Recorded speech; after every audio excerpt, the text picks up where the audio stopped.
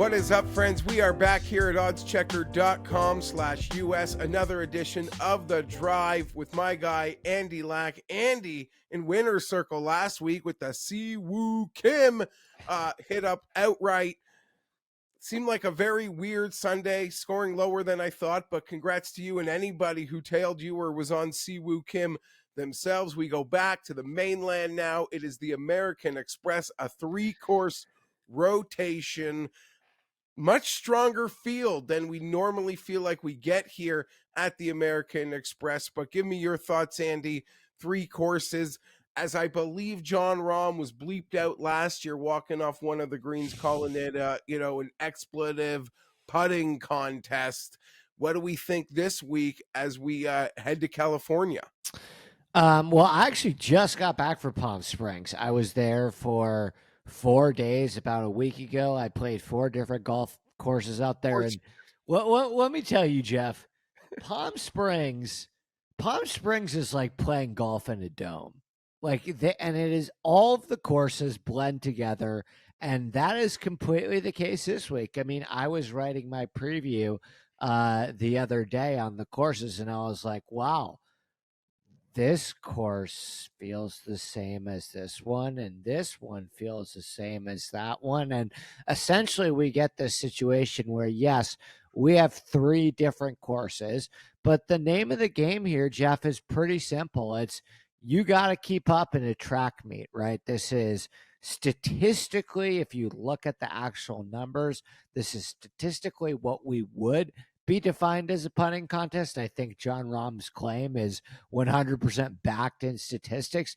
You got to find the guy who finds the hottest putter. So my question for you, Geoff, is how do we marry the fact that the top of the board has been hitting at such a high rate with the fact that this tournament can literally be won by a guy who's 350 to 1? There are some embarrassing names that crawl up this leaderboard year after year. They're playing a different course. They're going unconscious. Someone's going to be on 59 watch. We all giggle, remembering when they literally had to run a handy cam out to one of the courses to get an Adam Hadwin 59 a few years ago. It's resort course golf. You got to go low, and that's probably not low enough. A lot of these guys are familiar with that. A lot of the younger players, the Korn Ferry guys, 80% of their tour is resort courses, and all these great players, we see them, posting on the Instagram how they demolish resort courses, break records, almost at will in some cases. Not exactly, little hyperbole in that. Roundabout way to answer your question, Andy.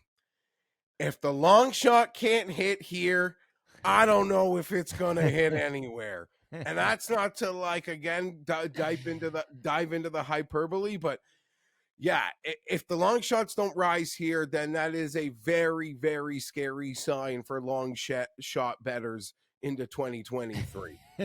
Well, let's start with the favorites and see if there's anybody there that piques our interest. I'm going to use the OddsChecker golf grid right now, Geoff, and give you all of the guys that are consistently across the board under 25 to 1. And I want you to tell me, A, if any of those guys pique your interest and you're betting them, and B, if not, which one would be your favorite? So we've got John Rahm, Patrick Cantlay, Scotty Scheffler, Tony Finau, Will Zalatoris, Xander Schauffele, Cameron Young, Sung J.M. We'll throw Tom Kim in there too. A lot of star power at the top, Geoff. Are you going with any of these guys? So I made a bet, Andy. I was lucky enough to get in on a number that it seems like it has dropped a bit. I did hit Cam Young 28 to 1 on DraftKings on the Monday morning drop.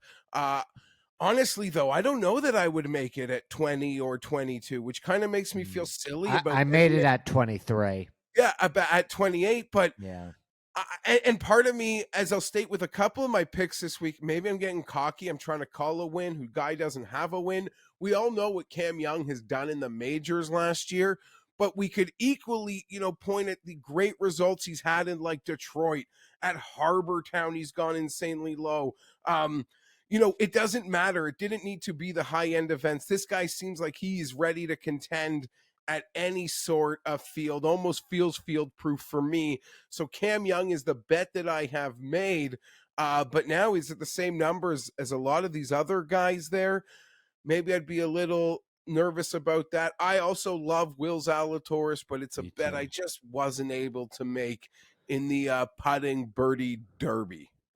Completely agree. I bet Cam Young as well. I got a 23 on him, which I certainly do not feel as great as a 28, but you kind of, you get to the point with these guys where you get so married to them and invested in them. And, if you have a crazy Monday morning and you can't typically peruse the odds board like you usually do and you have to wait, you're so already in the mindset of, okay, this is one of my guys this week, then you kind of just accept it and take what you can get. I'm with you on Zalatoris. I feel a lot better. I mean, I've heard from Xander that he feels good and ready to go. I still didn't get the sense that it was like a resounding, I am healthy. I am feeling amazing to win this tournament. It was more like, I'm not withdrawing. I am 100% playing. So for me, I would probably go with, outside of Cam Young, my other two favorite guys are probably Zalatoris and actually Tom Kim coming off the missed cut. But as we move down here a little bit further into the 30s, 40s, 50s, and 60s, who are kind of the guys that have your attention here? So on the odds checker grid, at least as I'm looking at it exactly, the guys that I seem to be all about are pretty much all piggybacked in the exact same range here. I'll throw it right out there. I have bet Taylor Montgomery at 50. He still sits at 45. I love it at 45 on the odds checker grid. And like we were on Cam Davis last week, Andy, I am going right back to that well. Me too. That's one I'm just not ready to quit. As it pertains to Montgomery, strokes gain, top 10 in this field. He's an absolute putting monster. He does everything I want. You could almost argue, sort of like Cam Young, I'm getting cocky in trying to call that win. But you could say that if I also wanted to tout a guy like Sahith this week at 60-1. There's Tom Hoagie at 40-1. So this is sort of the range that I really do feel like I'm going to have a few bodies in to supplement my Cam Young pick at the very top. Me too. I've made 4 bets this week, and Cameron Young at 23-1 is one of them, but the other 3 are all between 45 and 66. So I agree. I think this is a very, very appetizing range. I'm with you on Cam Davis, man. I mean, what number did you get, Geoff? I got 55. Yeah, I got 50, which I'm okay with. I saw some stray 60s. There were some stray 66s early That's out of the gate Monday. absurd. I swear I missed a 66 as I was being location verified. As they've sort of changed them, as things get legal, like you're being geolocated. I lost my 66 while being geolocated yesterday. Yeah, but it is what it is. I thought the 50s out there are still pretty fair for a guy like Cam Davis, how this week sets up. But this whole range, I feel like a shark around. Mentioned Hoagie, his second place last year. My other bet. Yeah, okay. Strong week last week, 40-1 feels pretty fair for him. Adam Hadwin always rises here. That's my third bet. Oh, Jesus, I don't even know. I didn't mean to steal your thunder. No, you're doing my job for this is amazing. I mean, we should just change the show to Geoff guesses my betting card. Yeah, KH Lee, I saw as high as 60 and now at 50. He's a guy who I bet last week, like Cam Davis, that maybe I shouldn't just quit yet. So I am so attracted to this range. And well, there are guys over 100 that I am tempted to bet, Andy. This range feels like the modern day. How do you put it? Feels like the long shot range is now 60 to 80-1. When we used to be able to do this a couple of years ago, like long shots, no, there were 3 digits, and they're 100-1 and above, and those were long shots. Now it feels like the term long shot, we've almost had to recalibrate what quantifies as one. Yeah, and you basically essentially already identified all of the guys I love in this range, so I don't have a ton to add. There are a few guys Make a strong towards case. You could towards like the make your hard sell if you want. I don't think I need to. I mean, Adam Hadwin's course history here, obviously, and I'm not even a guy that is huge on course history in general. But you look at Adam Hadwin's course history, he's got like 4 top fives in 6 starts, right? He's never finished worse than 32nd here in 6 appearances. You said it. He said he loves this course. He actually had like a very sneakily strong 2021. I drafted him a bunch in season long drafts because I think he's actually in store for a big year. And I do think he has the talent to win again at this stage on tour.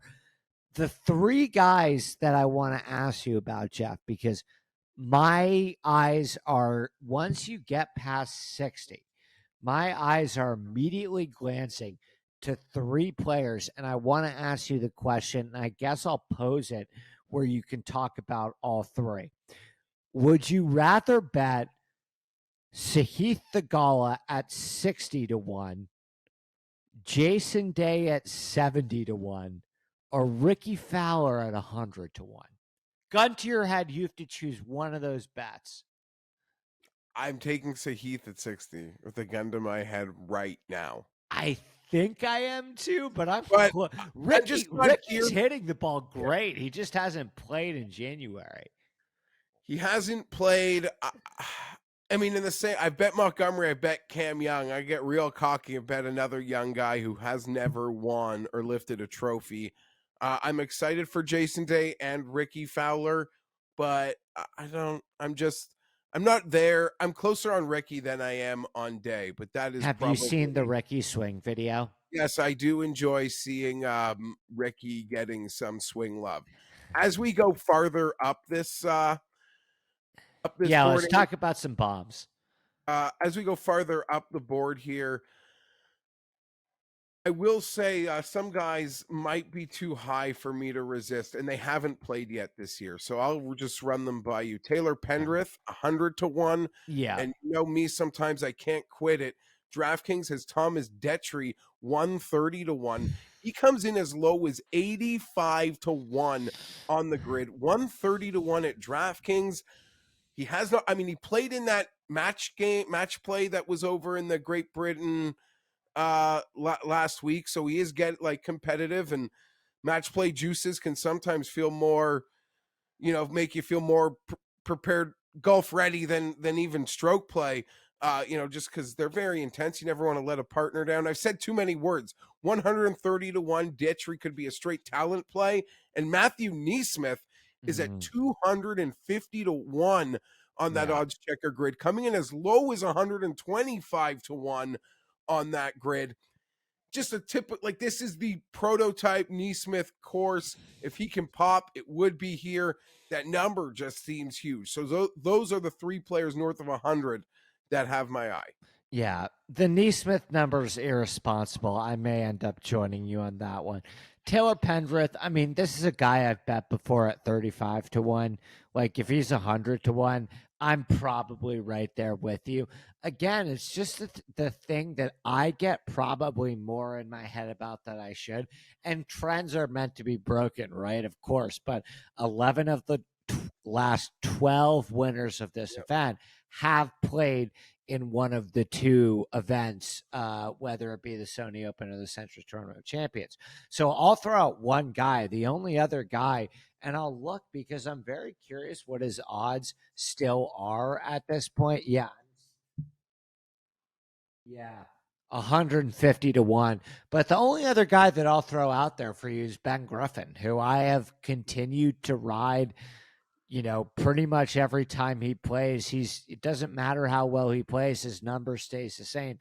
His number stays 150-1 every single week. And he finished 12th last week, right? And he was really, really good to end the fall swing, right? Almost winning the Bermuda Championship. He was right again once in the mix this week. And this is a guy that you want on shorter Bermuda courses where he has the ability to spray the ball a little bit off the tee and just wedges, baby. So my only My only guy down here that I really have a ton of interest in would be Griffin, but I think I'll probably add Pendrith too. Right. There it is. And hey, I mean, long shots have hit here. If they're not going to hit here, if we're not going to catch one this year, I mean, even Take if him he off gets the board, yeah.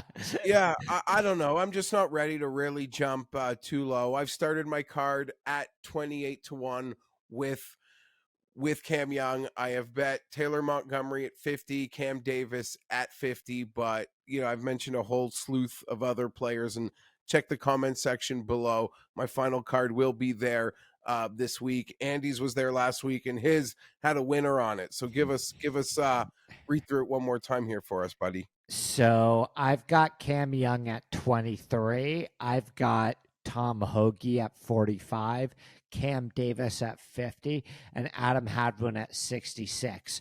I am looking to add one more guy in the 25 to 50 range. So once again, that betting card will be posted. The full one will be posted in the comment section of this video. So look out for that later in the week. All right, friends, we'll be back next week talking more PGA Tour golf. It's nice to be on the mainland, full field. Not such a big fan of the 3 different courses, a little hard to track, but hopefully you can supplement some NFL losers like me with some golf winners on a Sunday. For Geoff Fienberg, Andy Lack, oddschecker.com/US. Smash that like. We out.